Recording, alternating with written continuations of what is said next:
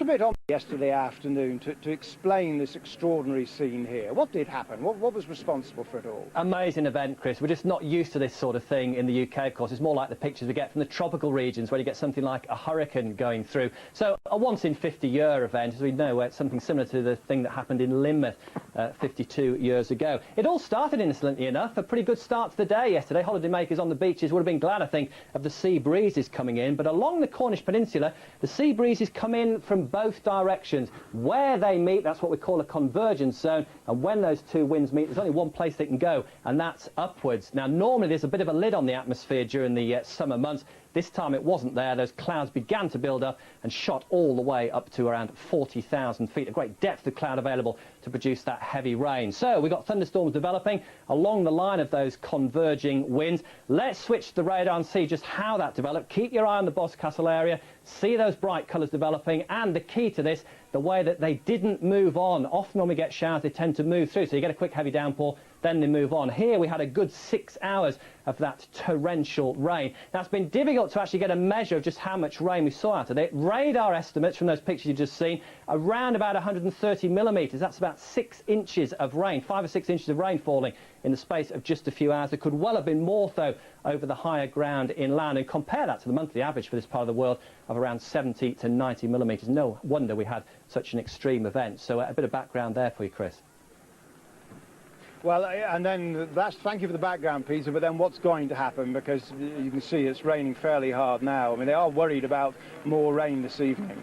Yeah, I see you've got the brolly up there, and this is what we're concerned about. I should say, first of all, I don't think we're going to see anything like the intensity of rain that we got during yesterday, but yes, it is going to be wet through the rest of the afternoon and through the evening. You can see this time, though, from the radar picture, it's a much bigger area of rain, so you're going to get fairly steady rain, but not desperately heavy. Even so, there could be a good few hours of it. It's severe enough for the Met Office to have issued a severe weather warning for Devon, Cornwall, Dorset and Somerset for that heavy rain through the next few hours. There's some difficult travelling conditions around, and it's not just this part of the world now. Northern Ireland too, we've put out a severe weather warning. We're going to find all that heavy rain working its way northwards through this evening and overnight. In fact, an unsettled picture from the look of it throughout the next few days for most parts of the UK. But as far as Cornwall's concerned, yes, there will be some more showers, that more persistent spell of rain this evening. Tomorrow, though, just a case of sunny intervals and scattered showers, so no great amount of rain, I think, after this evening. Back to you.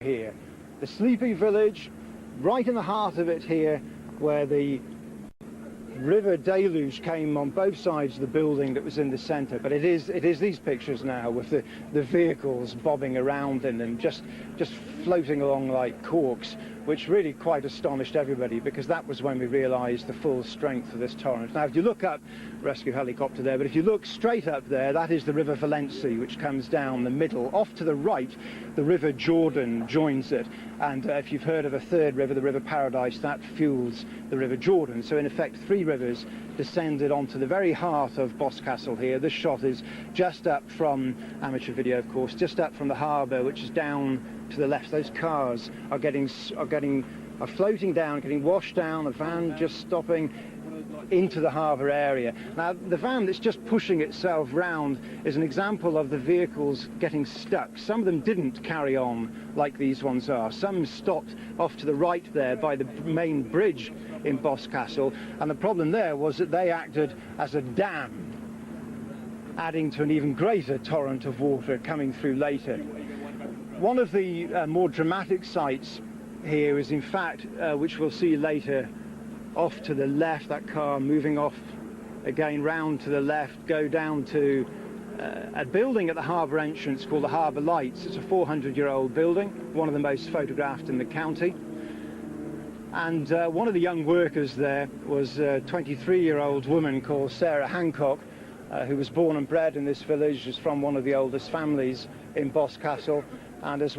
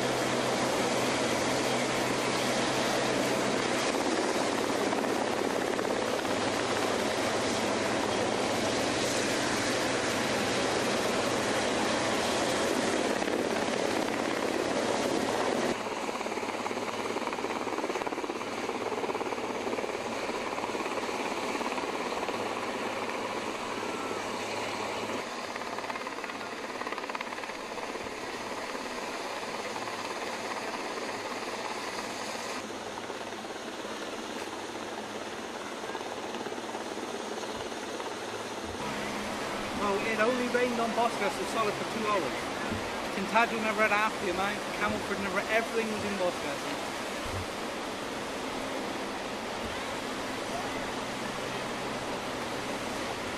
That, but at the moment nothing serious.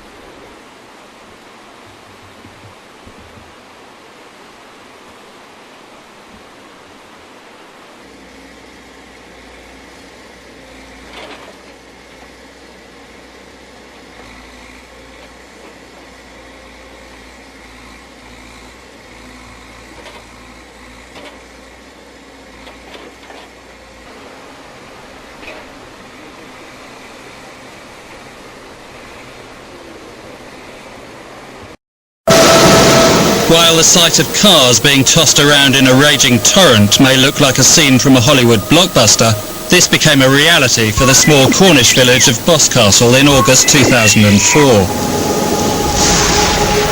This was one of the worst flash floods Britain has ever seen. It would take just 8 hours to turn this picturesque village into a scene of total devastation. At 12 noon, a cloudburst of biblical proportions began over Boscastle. By the end of the day, it would have dumped nearly 8 inches of rain straight into its main river, the Valency. Bursting its banks, this normally innocent-looking stream sent an estimated 440 million gallons of water cascading down the main street. 180 tonnes per second. That's the equivalent of the Thames flowing through Boscastle. The river. As I reviewed the footage taken that day, I couldn't believe what I was seeing. That's a tree. That is a big tree. By 3:45, the river had burst its banks and overwhelmed the car park at the top of the village.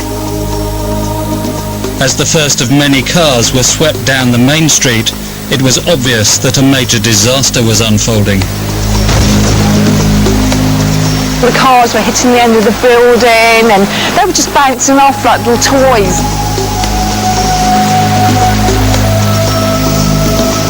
It was surreal because it was like watching film, like you're just numb, you're kind of stunned. 2 helicopters were scrambled.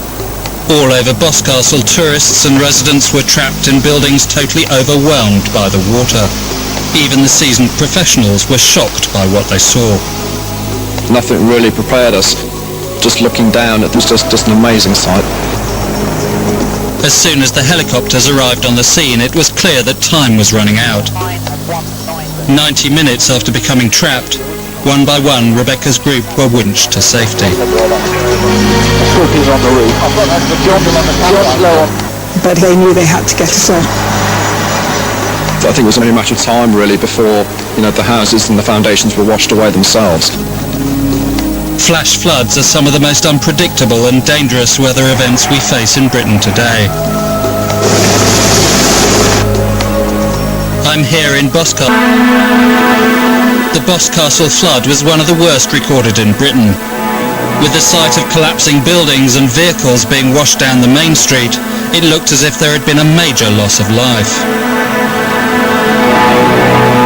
By 8 o'clock that evening, 8 hours after the rain had started and just 5 hours after the river burst its banks, the water finally receded. It was only then that the true cost could be counted. But with the harbour containing over 100 cars, no one knew how many bodies. 100 people had been rescued in the biggest airlift since the Second World War. Roads ripped up, bridges and buildings destroyed, and over 115 cars swept away. The residents of this tranquil village were left in a state of shock. There was an eerie silence over the whole village, and the only thing I could hear, which... Water is driven by gravity, and water is trying to find the lowest point. And so Boscastle then acts like a funnel. As the water raced through the village, it carried away everything in its path. For anyone caught in this torrent, the chances of survival were slim, but survive is what Emily Morn did. Estimated at a 1 in 400 year event. But with global warming and our climate changing, a repeat is increasingly likely. Climate change will mean we get more intense rainfall.